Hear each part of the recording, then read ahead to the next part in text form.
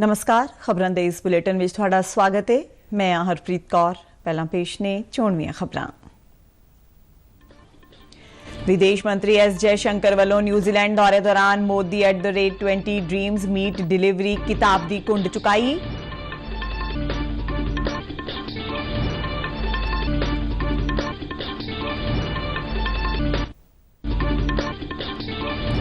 चोण commission ने सियासी पार्टियां नूं मुफ्त योजनावां बारे विस्तारपूर्वक जानकारी उपलब्ध करवाउण बारे चिट्ठी लिखी।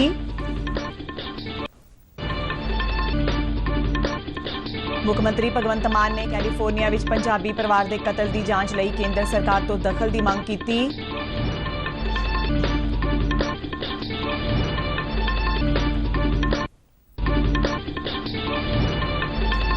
उत्तराखंड विच बर्फ दीयां ढिग्गां खिसकण कारण मरण वाले पर्वतारोहियों की गिनती वध के 16 हुई।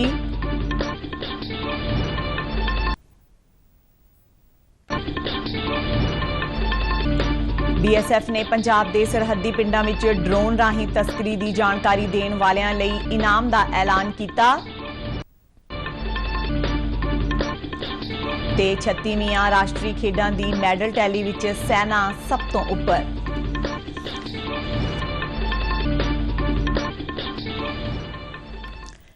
ते हुण खबरां विस्तार नाल।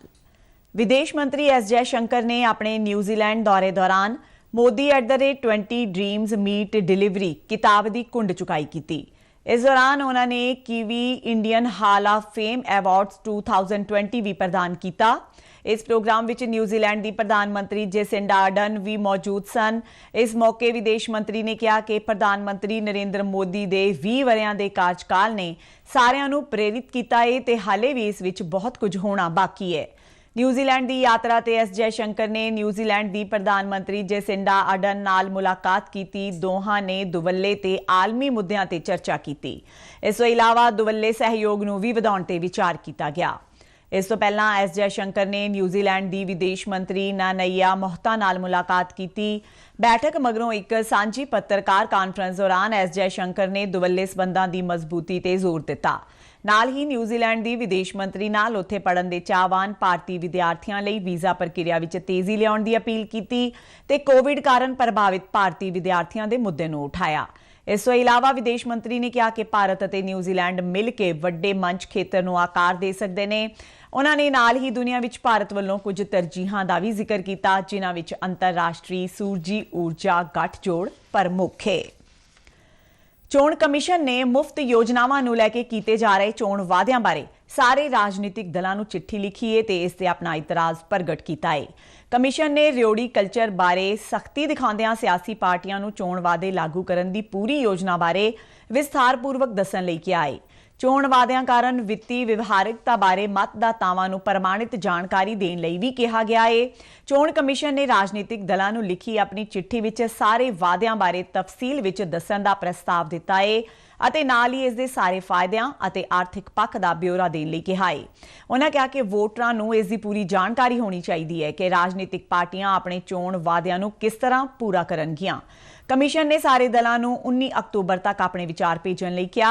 सुधार की तजवीज़ राही चोण कमीशन का मकसद वोटरां नूं ऐलाननामे विच चोण वादियां दी वित्ती व्यवहारिकता बारे सूचित करदा है। नाल ही यह भी दसदा है कि चोण वादे राज जां केंद्र सरकार की माली समर्था के अंदर है भी ने जां नहीं। सुप्रीम कोर्ट विच भी देश भर विच मुफ्त योजनावां दे वादियां दे खिलाफ दर्ज पटीशन ते सुनवाई की गई सी। अदालत ने सुनवाई के दौरान रियोड़ी कल्चर ते सख्ती दिखाउंदियां चोणां तो पहलां इसका हल कड्ढण दी लोड़ ते जोर दिता सी। अदालत ने इस विषय ते केंद्र सरकार, चोण कमीशन अते पटीशन दीयां सारियां धਿਰਾਂ तो एक संस्था के गठन ते सुझाव मंगिया है। प्रधानमंत्री नरेंद्र मोदी ने भी चोणां विच मुफ्त वादियां नूं देश लई घातक दस्सिया है। उन्होंने लोगों को अजिहियां रियोड़ियां वंडण वालियां दे असल मनसूबियां तो सावधान रहने की सलाह दी सी। चोण कमीशन के इस कदम ने राजनीतिक पार्टियां विच हलचल मचा रखी है। ਪੈਟਰੋਲੀਅਮ निर्यात करने वाले देशों के संगठन ओपेक ਅਤੇ ਇਸ ਦੇ रूस की अगवाई वाले सहयोगी देशों की वियना विच हुई मीटिंग दौरान तेल उत्पादन विच 20 लाख बैरल रोजाना की कटौती बारे सहमति बनी है। ਇਹ 2020 ਦੀ ਕੋਵਿਡ ਮਹਾਮਾਰੀ ਤੋਂ ਬਾਅਦ ਤੇਲ ਉਤਪਾਦਨ ਵਿੱਚ ਸਭ ਤੋਂ ਵੱਡੀ ਕਟੌਤੀ ਹੈ। ਇਸ ਕਟੌਤੀ ਨਾਲ ਤੇਲ ਦੀਆਂ ਕੀਮਤਾਂ ਵਿੱਚ ਉਛਾਲ ਆਉਣ ਦੀ ਸੰਭਾਵਨਾ ਹੈ ਅਤੇ ਆਲਮੀ ਆਰਥਿਕ ਮੰਦੀ, ਅਮਰੀਕੀ ਵਿਆਜ ਦਰਾਂ ਵਿੱਚ ਵਾਧਾ ਅਤੇ ਡਾਲਰ ਦੇ ਮਜ਼ਬੂਤ ਹੋਣ ਦੇ ਡਰ ਨਾਲ 3 ਮਹੀਨੇ ਪਹਿਲਾਂ ਤੇਲ ਦੀਆਂ ਕੀਮਤਾਂ ਵਿੱਚ 90 ਤੋਂ 120 ਡਾਲਰ ਦੀ ਜਿਹੜੀ ਕਟੌਤੀ ਕੀਤੀ ਗਈ ਸੀ ਉਸ ਦੀ ਭਰਪਾਈ ਹੋ ਸਕੇਗੀ। ਅਮਰੀਕੀ ਰਾਸ਼ਟਰਪਤੀ ਜੋ ਬਾਈਡਨ ਨੇ ਓਪੇਕ ਦੇ ਫੈਸਲੇ ਤੇ ਨਿਰਾਸ਼ਾ ਪ੍ਰਗਟ ਕੀਤੀ ਹੈ। ਅਮਰੀਕੀ ਰਾਸ਼ਟਰੀ ਸੁਰੱਖਿਆ ਸਲਾਹਕਾਰ ਜੇਕ ਸੁਲਿਵਨ ਅਤੇ ਪ੍ਰਮੁੱਖ ਆਰਥਿਕ ਸਲਾਹਕਾਰ ਬ੍ਰੇਨ ਡਿਜ਼ ਨੇ ਕਿਹਾ ਹੈ ਕਿ ਰਾਸ਼ਟਰਪਤੀ ਓਪੇਕ ਦੇ ਇਸ ਫੈਸਲੇ ਤੋਂ ਨਿਰਾਸ਼ ਨੇ।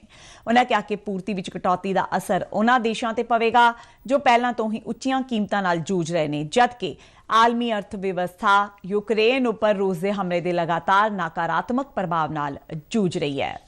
ਪੰਜਾਬ ਦੇ ਮੁੱਖ ਮੰਤਰੀ ਭਗਵੰਤ ਮਾਨ ਨੇ ਕੇਂਦਰੀ ਵਿਦੇਸ਼ ਮੰਤਰੀ ਨੂੰ ਕੈਲੀਫੋਰਨੀਆ ਵਿੱਚ ਪੰਜਾਬੀ ਪਰਿਵਾਰ ਦੇ ਕਤਲ ਦੀ ਜਾਂਚ ਕਰਵਾਉਣ ਲਈ ਸੰਯੁਕਤ ਰਾਜ ਅਮਰੀਕਾ ਦੀ ਫੈਡਰਲ ਸਰਕਾਰ ਤੇ ਜ਼ੋਰ ਪਾਉਣ ਦੀ ਮੰਗ ਕੀਤੀ ਹੈ। ਚੰਡੀਗੜ੍ਹ ਤੋਂ ਜਾਰੀ ਆਪਣੇ ਬਿਆਨ ਵਿੱਚ ਉਨ੍ਹਾਂ ਕਿਹਾ ਕਿ ਇਹ ਬਹੁਤ ਹੀ ਨਿੰਦਣਯੋਗ ਘਟਨਾ ਹੈ ਜਿਸ ਨੇ ਹਰ ਕਿਸੇ, ਖਾਸ ਕਰਕੇ ਵਿਸ਼ਵ ਭਰ ਵਿੱਚ ਵਸਦੇ ਪੰਜਾਬੀਆਂ ਨੂੰ ਝੰਜੋੜ ਕੇ ਰੱਖ ਦਿੱਤਾ। ਉਨ੍ਹਾਂ ਕਿਹਾ ਕਿ ਇਸ ਘਟਨਾ ਨੇ ਅਮਰੀਕਾ ਵਰਗੇ ਉੱਨਤ ਦੇਸ਼ਾਂ ਵਿੱਚ ਵੀ ਪੰਜਾਬੀਆਂ ਦੀ ਸੁਰੱਖਿਆ ਤੇ ਸਵਾਲ ਖੜੇ ਕਰ ਦਿੱਤੇ ਨੇ। ਜ਼ਿਕਰਯੋਗ ਹੈ ਕਿ ਅਮਰੀਕਾ ਦੇ ਕੈਲੀਫੋਰਨੀਆ ਵਿੱਚ ਹੁਸ਼ਿਆਰਪੁਰ ਜ਼ਿਲ੍ਹੇ ਦੇ ਹਰਸੀ ਪਿੰਡ ਨਾਲ ਸੰਬੰਧਿਤ ਪੰਜਾਬੀ ਪਰਿਵਾਰ ਦਾ ਅਗਵਾ ਕਰਕੇ ਕਤਲ ਕਰ ਦਿੱਤਾ ਗਿਆ ਸੀ। ਇਨ੍ਹਾਂ ਮ੍ਰਿਤਕਾਂ ਦੀਆਂ ਲਾਸ਼ਾਂ ਬਰਾਮਦ ਹੋ ਗਈਆਂ ਨੇ। ਮ੍ਰਿਤਕਾਂ ਦੀ ਪਛਾਣ ਜਸਦੀਪ ਸਿੰਘ, ਜਸਲੀਨ ਕੌਰ, ਅਮਨਦੀਪ ਸਿੰਘ ਤੇ 8 ਮਹੀਨੇ ਦੀ ਬੱਚੀ ਆਰੂਹੀ ਵਜੋਂ ਹੋਈ ਹੈ। ਅਗਵਾਕਾਰ ਨੂੰ ਪੁਲਿਸ ਵੱਲੋਂ ਗ੍ਰਿਫਤਾਰ ਕਰ ਲਿਆ ਗਿਆ ਹੈ। ਪੁਲਿਸ ਹਿਰਾਸਤ ਵਿੱਚ ਲਏ ਗਏ ਆਰੋਪੀ ਦੀ ਸਿਹਤ ਠੀਕ ਨਾ ਹੋਣ ਕਾਰਨ ਉਸ ਦਾ ਇਲਾਜ ਕਰਵਾਇਆ ਜਾ ਰਿਹਾ ਹੈ। ਰਿਪੋਰਟਾਂ ਅਨੁਸਾਰ ਮ੍ਰਿਤਕ ਅਮਨਦੀਪ ਸਿੰਘ ਦਾ ਜਲਿਆ ਹੋਇਆ ਟਰੱਕ ਵੀ ਮਿਲਿਆ ਹੈ। ਪੁਲਿਸ ਨੂੰ ਸ਼ੱਕ ਹੈ ਕਿ ਸਬੂਤ ਮਿਟਾਉਣ ਲਈ ਟਰੱਕ ਨੂੰ ਅੱਗ ਲਗਾਈ ਗਈ ਹੋਵੇਗੀ। ਕੈਲੀਫੋਰਨੀਆ ਪੁਲਿਸ ਨੇ ਦੱਸਿਆ ਕਿ ਮਰਸਿਡ ਕਾਉਂਟੀ ਦੇ ਐਡਵਾਟਰ ਵਿੱਚ ਇੱਕ ATM ਤੇ ਪੀੜਤ ਦੇ ਡੈਬਿਟ ਕਾਰਡ ਦੀ ਵਰਤੋਂ ਕੀਤੀ ਗਈ ਹੈ। ਬੈਂਕ ਤੋਂ ਲੈਣ ਦੇਣ ਦੇ ਸਬੂਤ ਵੀ ਮਿਲੇ ਨੇ। ਲੈਣ ਦੇਣ ਕਰਨ ਵਾਲੇ ਵਿਅਕਤੀ ਦੀ ਤਸਵੀਰ ਵੀ ਅਗਵਾਕਾਰਾਂ ਨਾਲ ਮਿਲਦੀ ਹੈ ਜੋ ਘਟਨਾ ਸਮੇਂ CCTV ਫੁਟੇਜ ਵਿੱਚ ਦਿਖਾਈ ਦਿੱਤਾ ਸੀ। ਪੰਜਾਬ ਦੇ ਸਿਹਤ ਮੰਤਰੀ ਚੇਤਨ ਸਿੰਘ ਜੌੜਾ ਮਾਜਰਾ ਨੇ ਪੰਜਾਬ ਸਰਕਾਰ ਵੱਲੋਂ ਸੂਬੇ ਵਿੱਚ ਵਿਸ਼ਵ ਪੱਧਰੀ ਸਿਹਤ ਸੰਭਾਲ ਬੁਨਿਆਦੀ ਢਾਂਚਾ ਸਿਰਜਣ ਦੀ ਵਚਨਬੱਧਤਾ ਤਹਿਤ ਹੋਮੀ ਭਾਭਾ ਕੈਂਸਰ ਹਸਪਤਾਲ ਸੰਗਰੂਰ ਲਈ 15 ਕਰੋੜ ਰੁਪਏ ਦੀ ਲਾਗਤ ਵਾਲੀ ਸਿੰਗਲ ਫੋਟੋਨ ਐਮਿਸ਼ਨ ਕੰਪਿਊਟਡ ਟੋਮੋਗ੍ਰਾਫੀ ਯਾਨੀ SPECT CT ਅਤੇ ਪੋਜ਼ਿਟਰੋਨ ਐਮਿਸ਼ਨ ਟੋਮੋਗ੍ਰਾਫੀ ਯਾਨੀ PET CT ਖਰੀਦਣ ਦੀ ਪ੍ਰਵਾਨਗੀ ਦੇ ਦਿੱਤੀ ਹੈ। ਇਹ ਜਾਣਕਾਰੀ ਦਿੰਦਿਆਂ ਸਿਹਤ ਮੰਤਰੀ ਨੇ ਦੱਸਿਆ ਕਿ ਸੂਬਾ ਸਰਕਾਰ ਪੰਜਾਬ ਭਰ ਵਿੱਚ ਅਤ ਆਧੁਨਿਕ ਹੈਲਥ ਕੇਅਰ ਅਤੇ ਡਾਇਗਨੋਸਟਿਕ ਸੁਵਿਧਾਵਾਂ ਮੁਹੱਈਆ ਕਰਾਉਣ ਦਾ ਪੱਕਾ ਇਰਾਦਾ ਰੱਖਦੀ ਹੈ। ਉਨ੍ਹਾਂ ਕਿਹਾ ਕਿ ਇਨ੍ਹਾਂ ਅਤ ਆਧੁਨਿਕ ਉਪਕਰਨਾਂ ਨਾਲ ਕੈਂਸਰ ਵਰਗੀ ਨਾਮੁਰਾਦ ਬਿਮਾਰੀ ਦੇ ਇਲਾਜ ਵਿੱਚ ਵਧੇਰੇ ਕੁਸ਼ਲਤਾ ਆਵੇਗੀ। ਭਾਰਤ ਪਾਕਿਸਤਾਨ ਕੌਮਾਂਤਰੀ ਸਰਹੱਦ ਤੇ ਬੀਤੀ ਰਾਤ BSF ਦੇ ਜਵਾਨਾਂ ਵੱਲੋਂ ਡਰੋਨ ਦੀ ਹਲਚਲ ਦੇਖੀ ਗਈ। ਸੂਤਰਾਂ ਤੋਂ ਮਿਲੀ ਜਾਣਕਾਰੀ ਅਨੁਸਾਰ ਥਾਣਾ ਰਮਦਾਸ ਅਧੀਨ ਆਉਂਦੀ ਛੰਨਾ ਚੌਕੀ ਵਿਖੇ ਡਿਊਟੀ ਤੇ ਤੈਨਾਤ BSF ਦੇ ਜਵਾਨਾਂ ਨੇ ਡਰੋਨ ਦੀ ਆਵਾਜ਼ ਸੁਣਦਿਆਂ ਹੀ ਉਸ ਵੱਲ ਗੋਲੀਬਾਰੀ ਕੀਤੀ, ਜਿਸ ਤੋਂ ਬਾਅਦ ਡਰੋਨ ਪਾਕਿਸਤਾਨ ਵਾਲੇ ਪਾਸੇ ਚਲਾ ਗਿਆ। ਦਿਨ ਚੜ੍ਹਦਿਆਂ ਹੀ BSF ਜਵਾਨਾਂ ਅਤੇ ਰਮਦਾਸ ਪੁਲਿਸ ਵੱਲੋਂ ਇਲਾਕੇ ਵਿੱਚ ਤਲਾਸ਼ੀ ਅਭਿਆਨ ਚਲਾਇਆ ਗਿਆ, ਜਿਸ ਦੌਰਾਨ ਕੋਈ ਵੀ ਇਤਰਾਜ਼ਯੋਗ ਵਸਤੂ ਨਹੀਂ ਮਿਲੀ ਹੈ। ਪੰਜਾਬ ਦੇ ਸਰਹੱਦੀ ਪਿੰਡਾਂ ਵਿੱਚ ਕੌਮਾਂਤਰੀ ਸਰਹੱਦ ਤੇ ਪਾਕਿਸਤਾਨ ਵਾਲੇ ਪਾਸਿਓਂ ਡਰੋਨ ਦੀਆਂ ਵੱਧਦੀਆਂ ਸਰਗਰਮੀਆਂ ਤੇ ਆਮ ਲੋਕਾਂ ਦੀ ਮਦਦ ਲੈਣ ਲਈ ਪੋਸਟਰ ਅਤੇ ਰਿਕਾਰਡਿੰਗ ਜਾਰੀ ਕੀਤੀ ਹੈ। ਗੁਰਦਾਸਪੁਰ ਵਿੱਚ ਸੀਮਾ ਸੁਰੱਖਿਆ ਬਲ ਦੇ ਅਧਿਕਾਰੀਆਂ ਨੇ ਕਿਹਾ ਕਿ ਡਰੋਨ ਰਾਹੀਂ ਹੋ ਰਹੀ ਤਸਕਰੀ ਦੀ ਜਾਣਕਾਰੀ ਦੇਣ ਵਾਲੇ ਨੂੰ ਇਨਾਮ ਦੇ ਤੌਰ ਤੇ 1 ਲੱਖ ਰੁਪਏ ਦਿੱਤੇ ਜਾਣਗੇ ਤੇ ਉਸ ਦਾ ਨਾਮ ਗੁਪਤ ਰੱਖਿਆ ਜਾਵੇਗਾ। ਸੀਮਾ ਸੁਰੱਖਿਆ ਬਲ ਵੱਲੋਂ ਲੋਕਾਂ ਨੂੰ ਜਾਗਰੂਕ ਕਰਨ ਸੰਬੰਧੀ ਪੋਸਟਰ ਸਰਹੱਦੀ ਪਿੰਡਾਂ ਵਿੱਚ ਲਗਾਏ ਗਏ ਨੇ। ਇਨ੍ਹਾਂ ਪੋਸਟਰਾਂ ਤੇ ਹੈਲਪਲਾਈਨ ਨੰਬਰ ਵੀ ਦਿੱਤੇ ਗਏ ਨੇ। ਆਮ ਲੋਕ ਡਰੋਨ ਸੰਬੰਧੀ ਕਿਸੇ ਤਰ੍ਹਾਂ ਦੀ ਵੀ ਜਾਣਕਾਰੀ ਹੈਲਪਲਾਈਨ ਨੰਬਰ 9417809047 ਅਤੇ 018122333348 ਤੇ ਦੇ ਸਕਦੇ ਨੇ। ਭਾਰਤੀ ਕੰਪਨੀ ਵੱਲੋਂ ਗਾਂਬੀਆ ਨੂੰ ਨਿਰਯਾਤ ਕੀਤੇ ਗਏ ਬੱਚਿਆਂ ਦੇ ਕਫ ਸਿਰਪ ਦੇ ਖਿਲਾਫ ਵਿਸ਼ਵ ਸਿਹਤ ਸੰਗਠਨ ਦੀ ਸ਼ਿਕਾਇਤ ਤੇ CDSCO ਦੀ ਮੁੱਢਲੀ ਜਾਂਚ ਵਿੱਚ ਇਹ ਗੱਲ ਸਾਹਮਣੇ ਆਈ ਹੈ ਕਿ ਮੇਡਨ ਫਾਰਮਾਸਿਊਟੀਕਲ ਲਿਮਿਟਿਡ ਨੂੰ ਇਸ ਦਵਾਈ ਨੂੰ ਬਣਾਉਣ ਦਾ ਲਾਇਸੈਂਸ ਸਿਰਫ ਨਿਰਯਾਤ ਲਈ ਮਿਲਿਆ ਸੀ। ਕੰਪਨੀ ਨੇ ਸਿਰਫ ਗਾਂਬੀਆ ਨੂੰ ਹੀ ਇਸ ਸਿਰਪ ਦਾ ਨਿਰਯਾਤ ਕੀਤਾ ਸੀ। ਭਾਰਤ ਵਿੱਚ ਇਸ ਸਿਰਪ ਨੂੰ ਨਹੀਂ ਵੇਚਿਆ ਗਿਆ। ਨਾਲ ਹੀ ਇੱਕ ਸਟੈਂਡਰਡ ਪ੍ਰੈਕਟਿਸ ਦੇ ਤਹਿਤ ਦਰਾਮਦ ਕਰਨ ਵਾਲਾ ਦੇਸ਼ ਵਰਤੋਂ ਤੋਂ ਪਹਿਲਾਂ ਦਰਾਮਦ ਕੀਤੀ ਗਈ ਵਸਤਾਂ ਦੀ ਗੁਣਵੱਤਾ ਦੀ ਜਾਂਚ ਕਰਦਾ ਹੈ। CDSCO ਵੱਲੋਂ ਜਾਂਚ ਦੇ ਦਾਇਰੇ ਵਿੱਚ ਸ਼ਾਮਲ ਸਾਰੀਆਂ 4 ਦਵਾਈਆਂ ਦੇ ਨਮੂਨੇ ਲਏ ਗਏ ਨੇ। ਇਹ ਨਮੂਨੇ ਚੰਡੀਗੜ੍ਹ ਦੀ ਡਰੱਗ ਟੈਸਟਿੰਗ ਲੈਬ ਵਿੱਚ ਭੇਜੇ ਗਏ ਨੇ।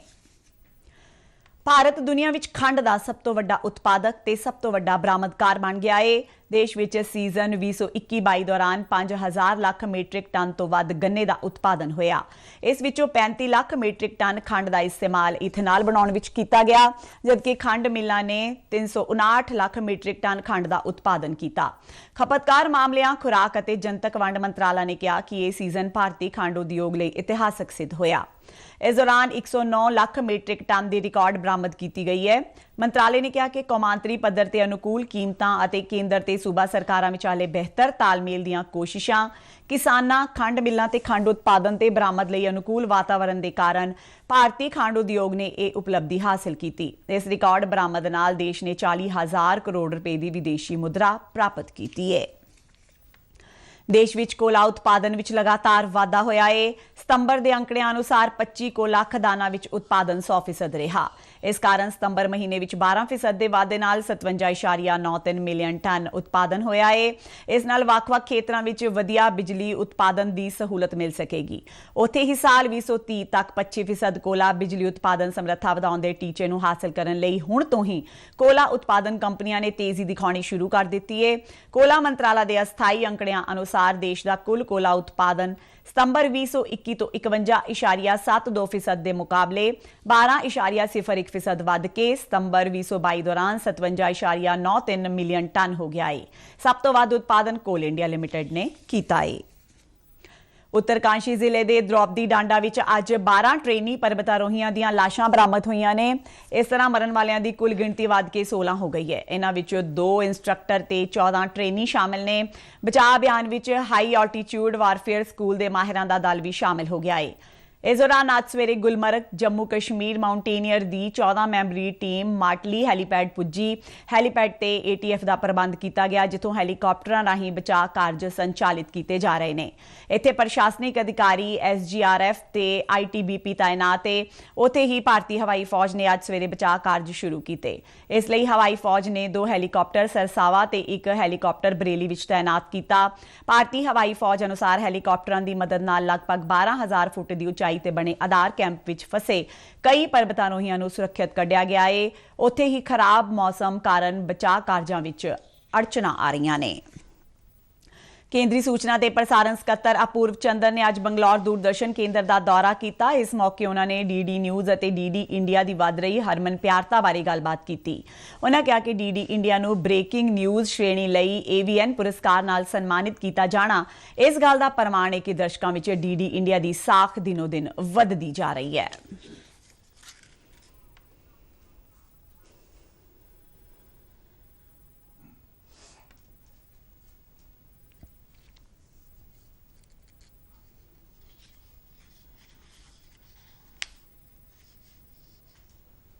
DD इंडिया बहुत अच्छा काम कर रहा है और DD इंडिया एक तरह से हमने जो भारत की बाहर जो हम जो है अपना देना चाहते हैं उसके लिए DD इंडिया ने एक शुरुआत करी है और उसको ग्लोबल प्लेटफॉर्म पे एक जो है अवार्ड मिला है। तो ये बड़ी खुशी की बात है क्योंकि DD इंडिया DD न्यूज़ से एक अलग जो बाहर के लोग हैं उनको भारत की जो कहानी है उसको बताने के लिए यूज़ करा जाता है और उसमें मेरे ख्याल से उनको काफ़ी सक्सेस मिल रहा है। ਸ਼ਹੀਦੀ ਸਾਕਾ ਸ਼੍ਰੀ ਪੰਜਾ ਸਾਹਿਬ ਦੇ 100 ਸਾਲਾ ਸ਼ਤਾਬਦੀ ਸਮਾਗਮਾਂ ਸੰਬੰਧੀ ਪ੍ਰਬੰਧਾਂ ਬਾਰੇ ਪਾਕਿਸਤਾਨ ਦੇ ਸ਼੍ਰੋਮਣੀ ਕਮੇਟੀ ਦੇ ਵਫਦ ਨੇ ਅੱਜ ਹਸਨ ਅਬਦਾਲ ਵਿਖੇ ਗੁਰਦੁਆਰਾ ਸ਼੍ਰੀ ਪੰਜਾ ਸਾਹਿਬ ਦੇ ਦਰਸ਼ਨ ਕੀਤੇ ਤੇ ਸਥਾਨਕ ਪ੍ਰਬੰਧਕਾਂ ਨਾਲ ਸ਼ਤਾਬਦੀ ਸਮਾਗਮਾਂ ਸੰਬੰਧੀ ਵਿਚਾਰ ਵਟਾਂਦਰਾ ਕੀਤਾ। ਮੈਂਬਰਾਂ ਨੇ ਹਸਨ ਅਬਦਾਲ ਦੇ ਰੇਲਵੇ ਸਟੇਸ਼ਨ ਤੇ ਕੀਤੇ ਜਾਣ ਵਾਲੇ ਕੀਰਤਨ ਸਮਾਗਮ ਲਈ ਜਗ੍ਹਾ ਦਾ ਜਾਇਜ਼ਾ ਲਿਆ। ਜ਼ਿਕਰਯੋਗ ਹੈ ਕਿ ਸ਼ਤਾਬਦੀ ਸੰਬੰਧੀ ਗੁਰਦੁਆਰਾ ਸ਼੍ਰੀ ਪੰਜਾ ਸਾਹਿਬ ਵਿਖੇ ਮੁੱਖ ਸਮਾਗਮ ਦੇ ਨਾਲ-ਨਾਲ ਸਾਕੇ ਵਾਲੇ ਸਥਾਨ ਦੇ ਰੇਲਵੇ ਸਟੇਸ਼ਨ ਤੇ ਕੀਰਤਨ ਦਰਬਾਰ ਕਰਨ ਦੀ ਵੀ योजनाएं ते इस दे नाल ही खबरां दा ये बुलेटिन खत्म हुंदा है। आग्या दिओ, नमस्कार।